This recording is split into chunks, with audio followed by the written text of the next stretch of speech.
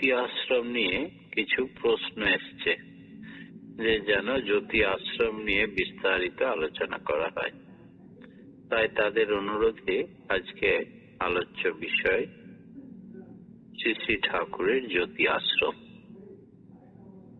26শে আশ্বিন মঙ্গলবার 1355 সাল, ইংরেজি 12-10-1948 সাল থেকে জ্যোতি আশ্রমের সূত্রপাত, অর্থাৎ আজ থেকে প্রায় 70 বছর আগে জ্যোতি আশ্রমের প্ল্যানিং ঠাকুরের মাথায় এসেছিল। পরিকল্পনায় শ্রী শ্রী ঠাকুর আগের থেকে রেখেছিলেন, তাই তিনি বড়াল বাংলার কিঞ্চিত দূরে খুব দ্রুত একটা টিনের ঘর তৈরি করার জন্য নির্দেশ দিয়েছিলেন। শ্রী শ্রী ঠাকুর কয়েকজনকে নির্দেশ দিলেন এই জ্যোতি আশ্রমের জ্যোতি হিসাবে থাকার জন্য। তাদের মধ্যে ছিলেন শ্রী শরৎ হালদার, শ্রী নরেন্দ্রনাথ মিত্র, শ্রী কালিদাস মজুমদার, শ্রী শৈলেন ভট্টাচার্য এবং জনতা শ্রী সুরেন বিশ্বাস। এনারা প্রাথমিকভাবে জ্যোতি হিসাবে নির্বাচিত হলেন। গৃহত্যাগ করে আজই তারা চলে আসুন, যেন চলে আসে একথা ঠাকুর তাদেরকে ডাকলেন। সেদিন ছিল দুর্গাপুজোর বিজয়ের রাত। চারিদিকে জ্যোৎস্না প্লাবিত, আশ্রম প্রাঙ্গণে আনন্দ কোলাহল, বহু মানুষের সমাবেশ। কিন্তু শ্রী শ্রী ঠাকুরের খেয়াল নেই, তিনি চান কয়েকটা মানুষ যারা সর্বস্ব ত্যাগ করে নিজেদের নিয়োজিত করবেন শুধু ইষ্টের কাজে।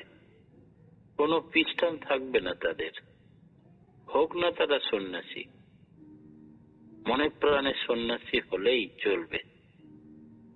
তার মতে আদর্শে মন সাম্যক প্রকারে ন্যস্ত করার নাম সন্ন্যাস।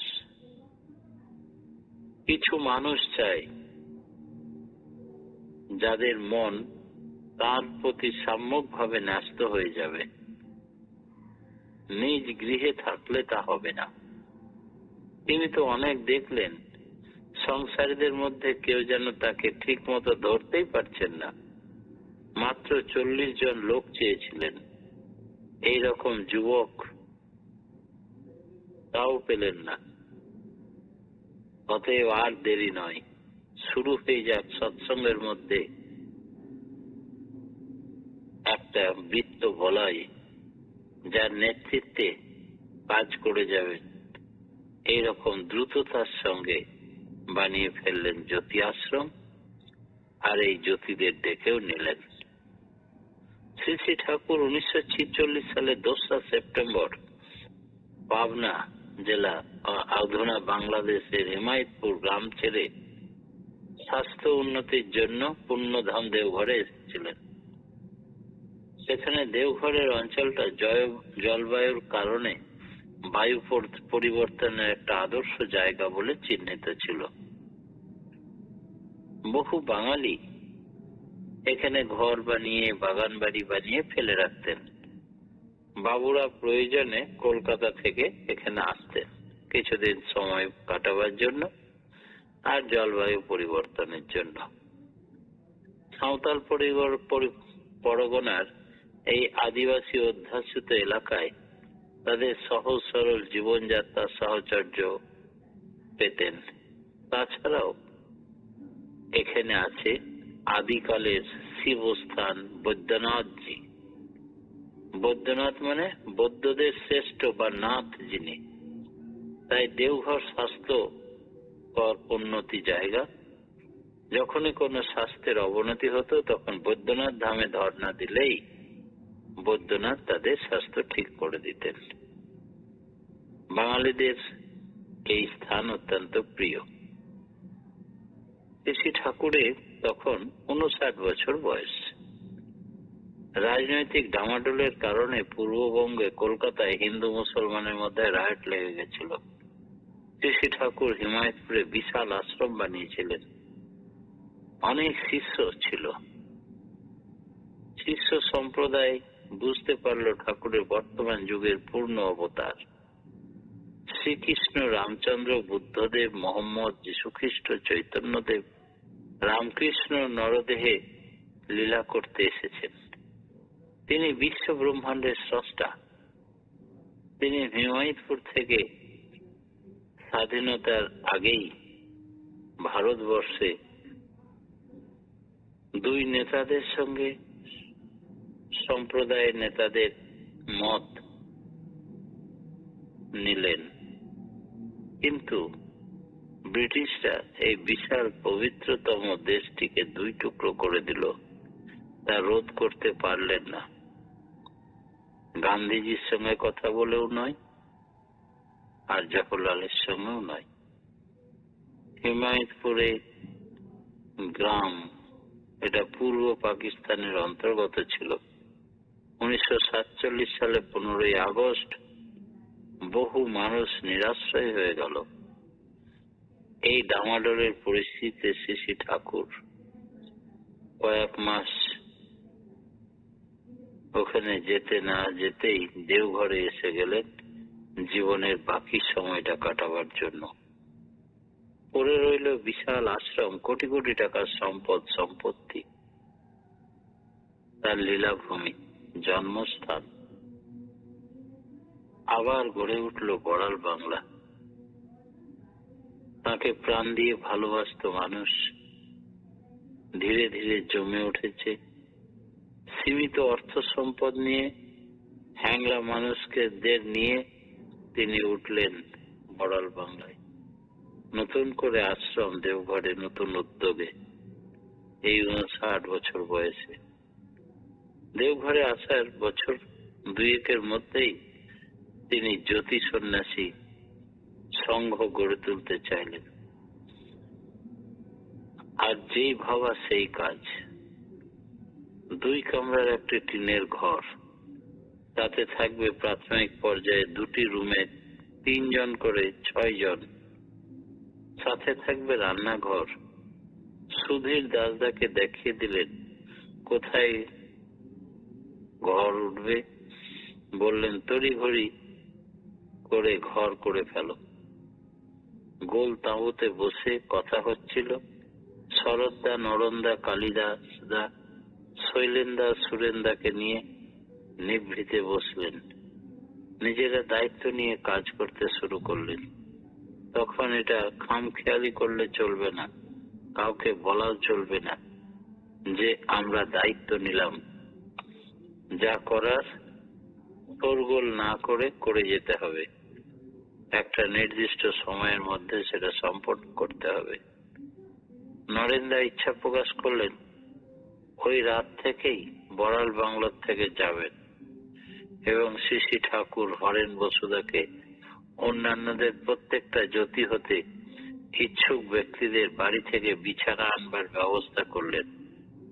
ওই রাত থেকে ওরা এই জ্যোতি আশ্রমে থেকে গেলেন। কেউ নিজ ঘরে আর ফিরে গেলেন না। শ্রী শ্রী ঠাকুর বললেন এছাড়া উপায় নেই। বাড়ি গেলে কি পাথর আছে চুষে নেয় যেন সংসারের টানে।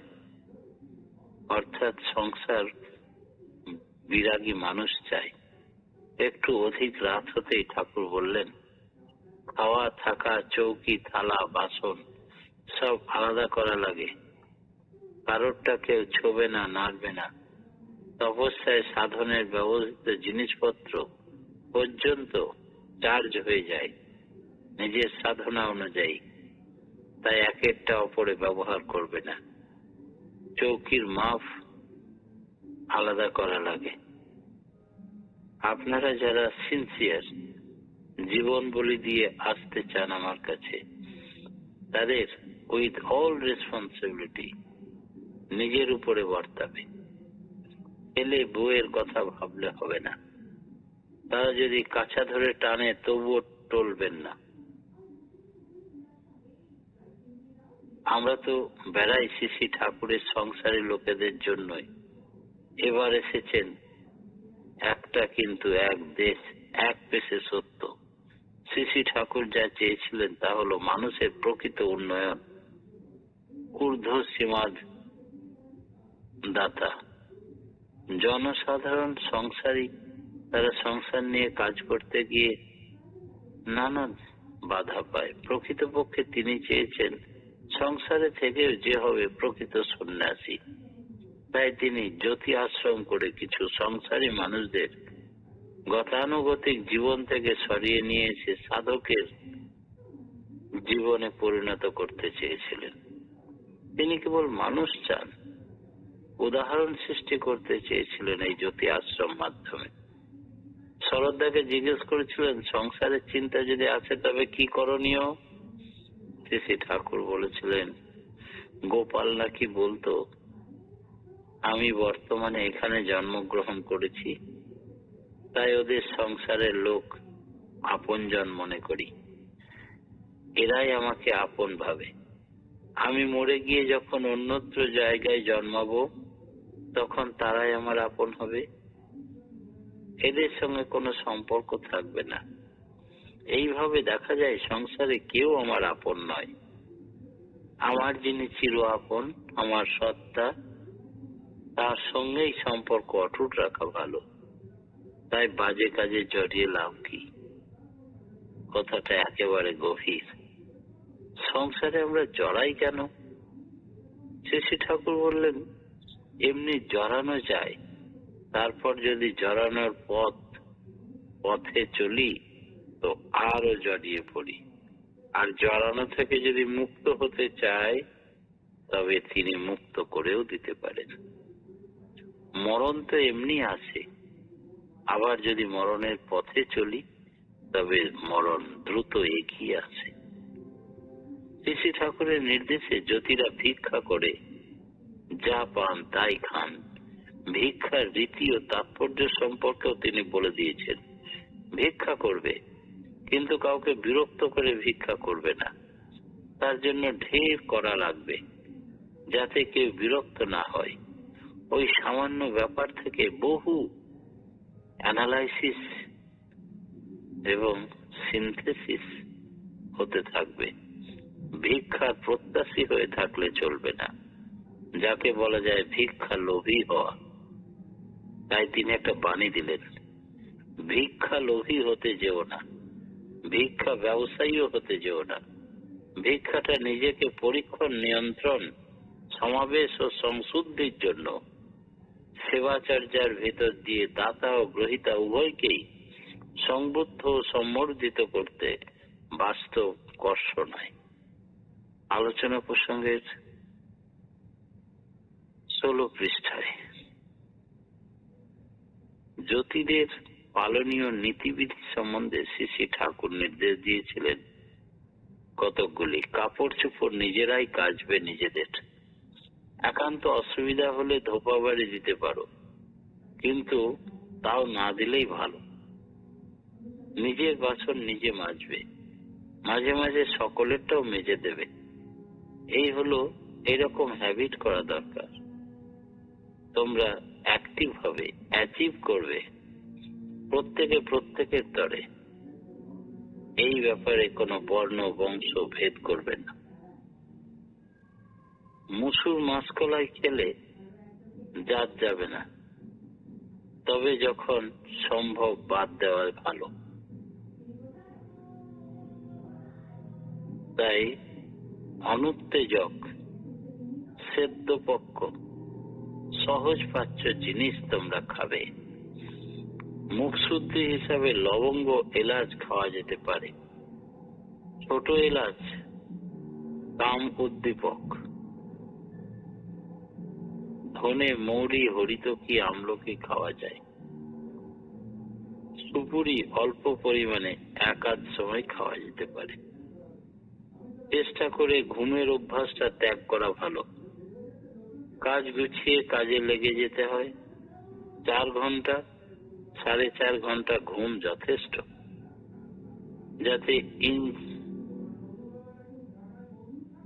যাতে কোনো রকমের ইনফেকশন না হয়। সেই জন্য যেখানে যেখানে যেতে বারণ করব সেখানে যাবে না।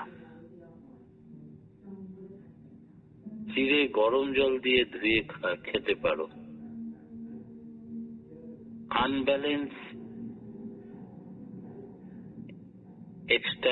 এক্সাইটমেন্ট যাতে না হয় সেদিকে লক্ষ্য রাখতে হবে। আহার্য নিয়ন্ত্রণ করতে হবে। বিষাক্ত ব্যবহার সহ্য করতে হবে।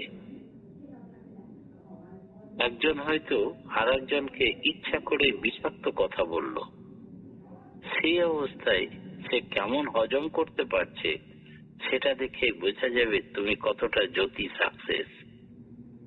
নিজেকে কখনো হারাবে না।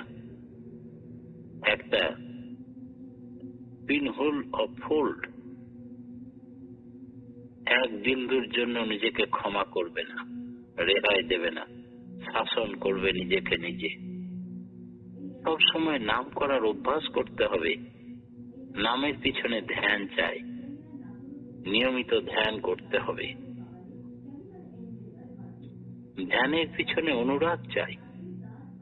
নাম করতে করতে, ধ্যান করতে করতে আনন্দ অশ্রু ভেসে যাবে। অনুরাগের সঙ্গে চাই চারিত্রিক নিয়ন্ত্রণ। নিজের ভুল ধরে সেগুলি সংশোধন করা লাগে। স্মরণ রাখা উচিত আমরা এখানে বৃত্তিগুলি পোষণ দেওয়ার জন্য আসিনি, সংশোধন করার জন্য এসেছি। তপপ্রাণ হওয়া মানে নাম ধ্যান এবং আত্মনিয়ন্ত্রণের সঙ্গে দায়িত্বপূর্ণ কর্ম নির্বাহ করা।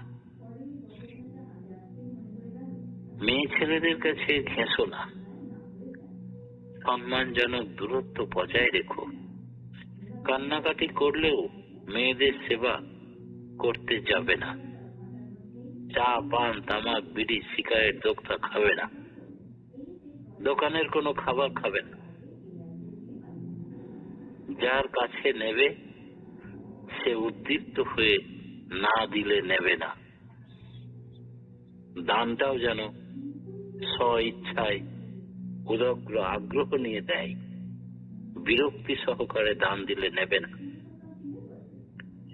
দিয়ে সে যেন অস্বস্তি বোধ না করে। তোমার ব্যবহারে যেন দিয়ে সে খুশি হয়, তৃপ্ত হয়। না দিলে অখুশি হবে। হীনমন্যতা যেন না থাকে। অভিমান, আক্রোশ, দেশ, হিংসা যেন তোমাকে স্পর্শ না করতে পারে। সেদিকে সজাগ দৃষ্টি রাখবে। তোমার উপযোগ্য হলো প্রীতি। সবারই প্রতি স্বয়ংভাবে প্রীতি, ভালোবাসা দান করবে। এইভাবে শ্রী শ্রী ঠাকুর অত্যন্ত সহজ সরল ভাষায় অনেক নির্দেশ দিয়েছিলেন জ্যোতিদের। বেশি জোর দিয়েছিলেন নিজ গৃহ সম্বন্ধে আলগা ভাব রাখার আর ভিক্ষা করার নিয়ম বিষয়ে। ভগবান বুদ্ধের যুগে ভগবান বুদ্ধ নিজে ভিক্ষু সংঘ গঠন করেন। তারাও পুণ্যবৃত্তি করতেন, গৃহস্থদের কাছে ভিক্ষা করতেন। ভিক্ষুদের ভিক্ষা করার নিয়ম করে দিয়েছিলেন। একজন ভিক্ষু প্রত্যহ 30 মাইল ভ্রমণ করতে পারবে। যদি না নিতান্ত আসক্ত হয়। অর্থ বা সোনাদানা, কাঁচা সবজি, চাল ডাল, আটা ময়দা ভিক্ষা করবে না। গৃহীদের রান্না করা খাবারই নেবে। সাথে থাকবে একটি মৃত্তিকা নির্মিত ভিক্ষা পাত্র। তাতেই তিনি অন্ন গ্রহণ করবেন। গৃহী যা জোটে তাই দেবে। এই ভিক্ষা পাত্র যা সারিপুত্র ব্যবহার করতে আজ থেকে 2500 বছর আগে কলকাতায় মহাবোধি সোসাইটিতে রাখা আছে আজও। সাধারণত গৃহীর ঘরেই ভিক্ষুকরা অন্ন জল গ্রহণ করত। তাই তারা চাইতো যদি না পেত 3টে বাড়িতে একদিনে চাইতে পারবে। ভিন্ন বাড়িতে ভিক্ষা পেতে ব্যর্থ হলে সে উপবাস করত। যে বাড়িতে একবার অন্ন ভিক্ষা পেত সে বাড়িতে 3 মাসের মধ্যে দ্বিতীয়বার ভিক্ষা করতে যেতে পারবে না। এটা কঠোরভাবে মানা হতো। ভিক্ষুরা যে বস্ত্র পরিধান করত তা প্রায় শ্মশানের মৃত ব্যক্তিদের পরিত্যক্ত পোশাক থেকে সংগৃহীত হতো। দুটি মাত্র উত্তরীয় থাকত, একটি পরত আর একটি গায়ে দিত। কোন সংঘে বা মঠে 4 মাস কাল বর্ষাকাল যাপন করতে পারবে না,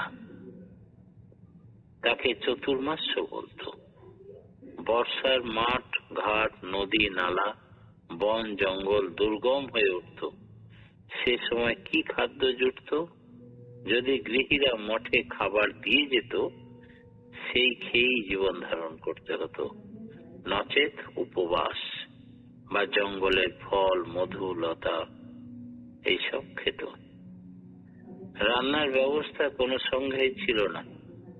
পরবর্তীকালে বিশাখা নামে শ্রেষ্ঠ কুলবধূ ভগবান বুদ্ধের কাছে প্রার্থনা জানিয়ে সমস্ত ভিক্ষুর কাপড় চোপড়ের ব্যবস্থার ভার নিয়েছিল, রোগীদের ঔষধপত্র এবং চিকিৎসার ভার নিয়েছিলেন।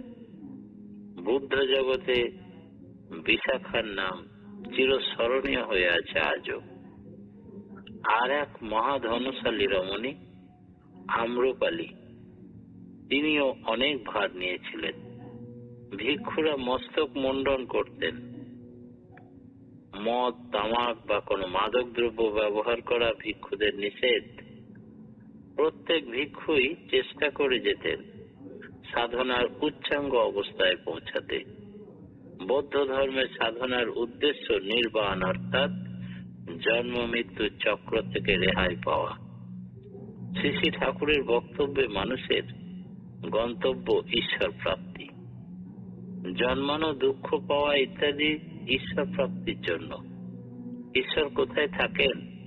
শ্রী শ্রী ঠাকুর বাণীতে বললেন, তিনি সর্বাকুকীর্ণ হয়েও সুনিষ্ঠিক ইষ্টপরায়ণ তদ্ভাব রঞ্জিত ভক্ত, যাকে তিনি বরণ করেন মনোনীত করেন তাতেই অবস্থান করে প্রকট হয়ে ওঠেন।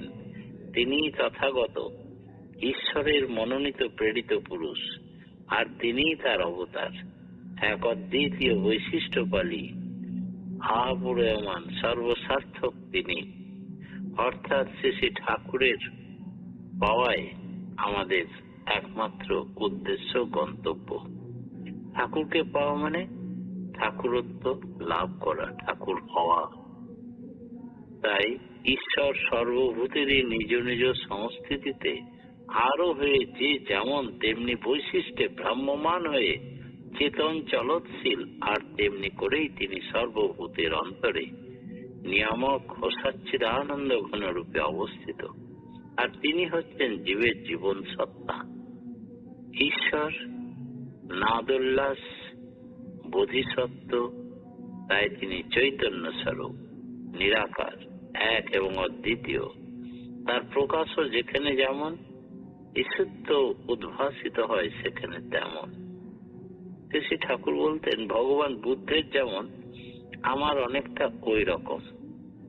তিনি তো পূর্বতনদের পরিপূরণকারী। যুগ সমস্যার সমাধানে তিনি বারবার আসেন। ভগবান বুদ্ধেরই তিনি নবরূপ। ভগবান বুদ্ধের নির্বাণ কথাটা মানে কি? নির্বাণ বুঝতে গেলে অনেক কথা বুঝতে হবে। নির্বাণ মানে নিভে যাওয়া নয়। বুদ্ধের অন্তর্ধানের 5-6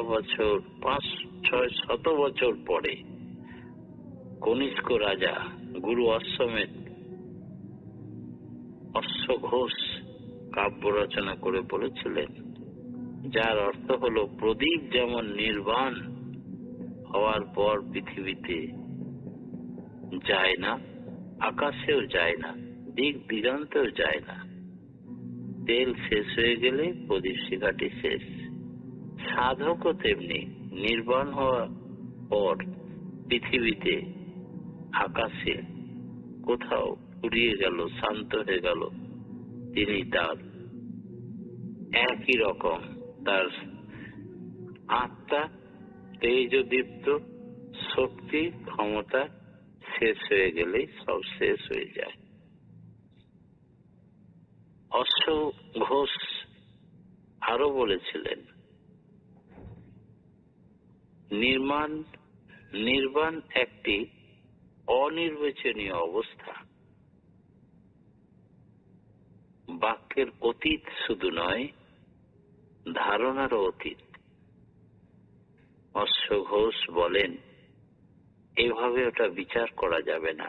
চরম এবং অচ্যুত পদ লাভ করাকেই অস্থি বলা হয়। আত্মা আছে ততক্ষণ, অহং বুদ্ধি যতক্ষণ। অহং বুদ্ধি মানে অহংকার আছে। ঠাকুর বললেন, দেহ থাকতে অহং যায় না। তাই যত অহংকে হীন করা যায় ততই ভালো। অহংকার অনর্থের মূল। যতক্ষণ তৃষ্ণা আছে, আবার তৃষ্ণা থাকলেই চলবে না, তার প্রতি অগাধ প্রেম, ভক্তি, ভালোবাসা, ঈশ্বর প্রাপ্তির প্রতি কঠোর ইচ্ছা, তখন সেই অনুযায়ী কর্ম হয়, কর্ম অনুযায়ী লাভ হয়। তখন সে আর দুঃখকে দুঃখ মনে করে না, কষ্টকে কষ্ট মনে করে না। গীতায় আছে, যত নিষ্কাম কর্ম করবে ততই তুমি শ্রী শ্রী ঠাকুরের কাজ করবে এবং আনন্দে থাকবে, নচেত নিস্তার নেই। যে নৈব বাধ্যাতে বালবুধস্ত নৈব মুচ্যতে।